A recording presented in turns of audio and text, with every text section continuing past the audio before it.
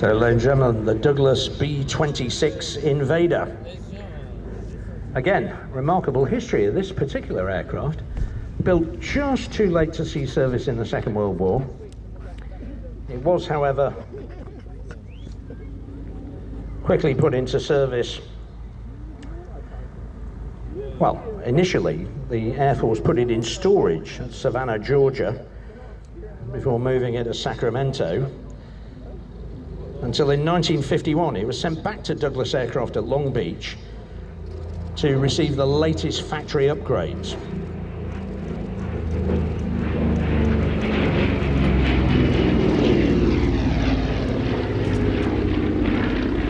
Aircraft serial number 4434313, 44 being the year of manufacture, 1944. The aircraft is known to one and all as 313. It was converted to the glass-nosed C model, a much more streamlined nose, making the aircraft somewhat faster. Originally fitted with a pair of 50 caliber turrets, 50 caliber machine gun turrets for self-defense. These were removed because the aircraft was mostly going to be used for night interdiction and night strike missions during the Korean War. With that commander, it was renamed Junio. We're not quite sure why, by Commander Neveling, who had replaced the original commander of the squadron.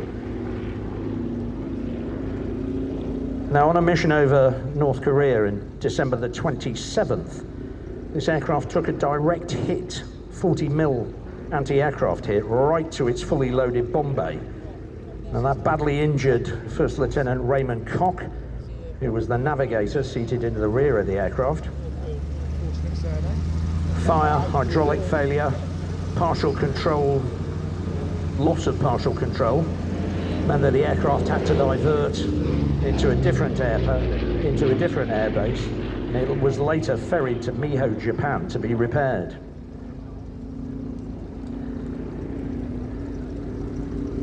Again with 40mm flag, which hit the glass nose of the aircraft, destroying the northern bomb sight and shattering the co-pilot's canopy. Once again it was repaired, and in May it was reassigned to the 17th Bomb Wing, going to the 95th Bomb.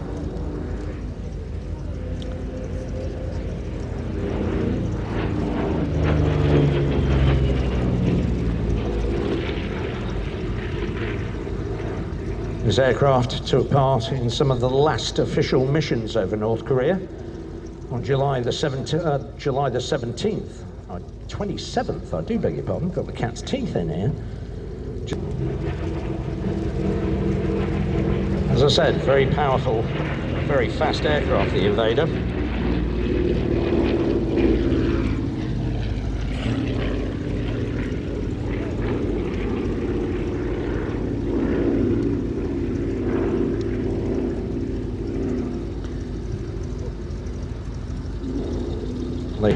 Of its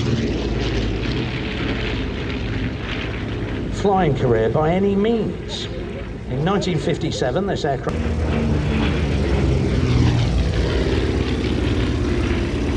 was to stay in this role as a firefighting air tanker right the way through to 1988, when it was donated by the then owners Conair at Abbotsford in British Columbia to the Reynolds Aviation Museum.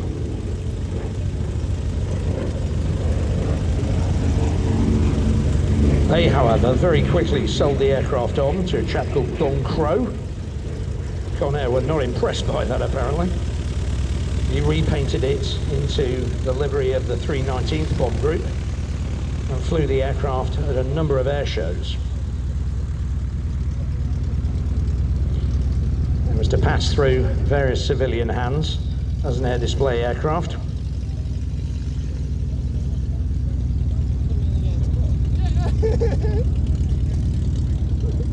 Restoration, and now returns to the European air show circuit. And I, for one, am delighted to see it. This is one of my favourite aircraft. Fast, powerful, and incredibly mean.